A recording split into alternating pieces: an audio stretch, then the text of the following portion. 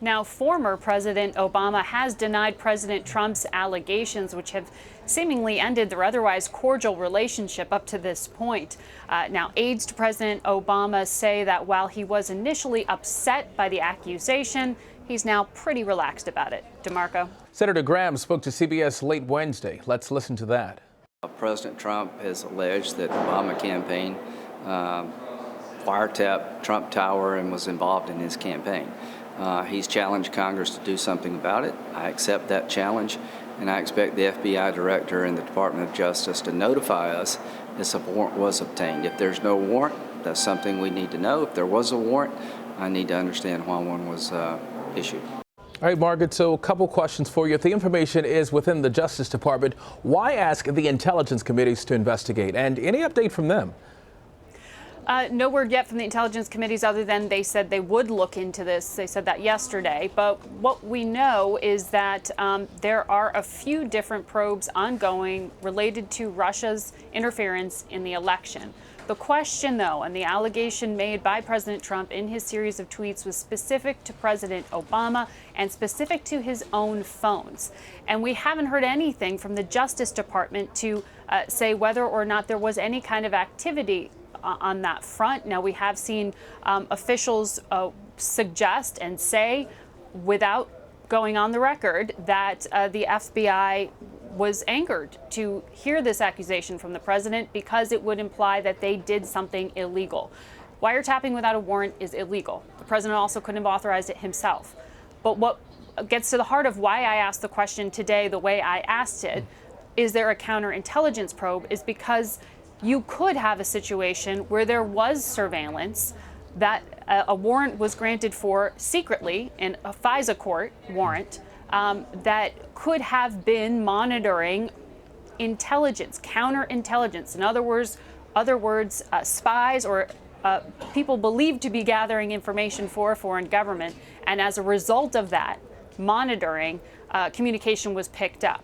And so that's why it was so interesting that the White House wasn't more definitive straight out of the gate to say, no, President Trump isn't the target of a counterintelligence investigation, which would suggest that he was in contact with foreign nationals being monitored by the U.S. government. Now, that's why Sean Spicer tried to walk it back a little bit there, but has tried to clarify by saying, look, we think the president's communications could have been swept up while somebody else was being monitored. In other words, if Donald Trump was talking to somebody being tracked by the U.S. government, like, say, the Russian ambassador, like another Russian contact, that's perhaps what the answer is here, which is why it's such a messy situation. And without hearing from law enforcement itself, it's hard for the White House to put this behind them. Yeah, hard to decipher as well. I want to switch gears now. And speaking of Spicer, Spicer also said the president was in full sales mode when it comes to the House GOP health care bill. What's he doing on that front?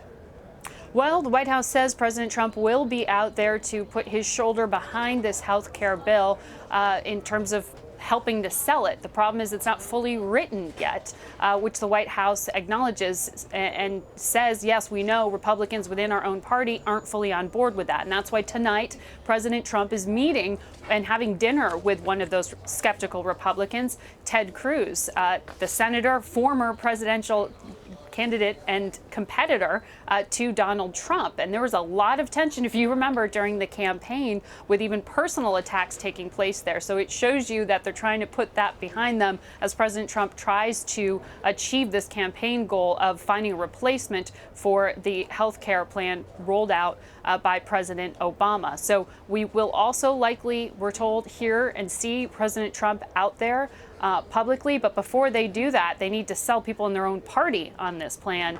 And not all Republicans are on board just yet. All right, there was also a lot of talk from the White House on the Congressional Budget Office. Are they trying to cast doubts about health care numbers? I'm sure political analysts would say, oh, that may be the case, raising some skepticism as to the cost estimates before those estimates have even been made public could help you make the case that maybe, oh, well, they're just getting it wrong if the cost of Trump Care or this new health care act looks more expensive than initially planned.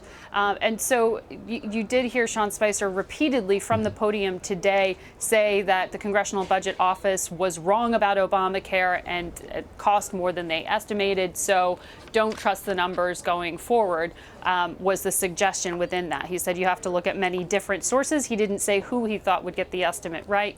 But as you know, while this plan has partially been put forward, the American public still doesn't know what it is going to cost them. Yeah, a lot of questions. All right, Margaret Brennan at the White House. Margaret, thank you, and always good to see you. Good to see you.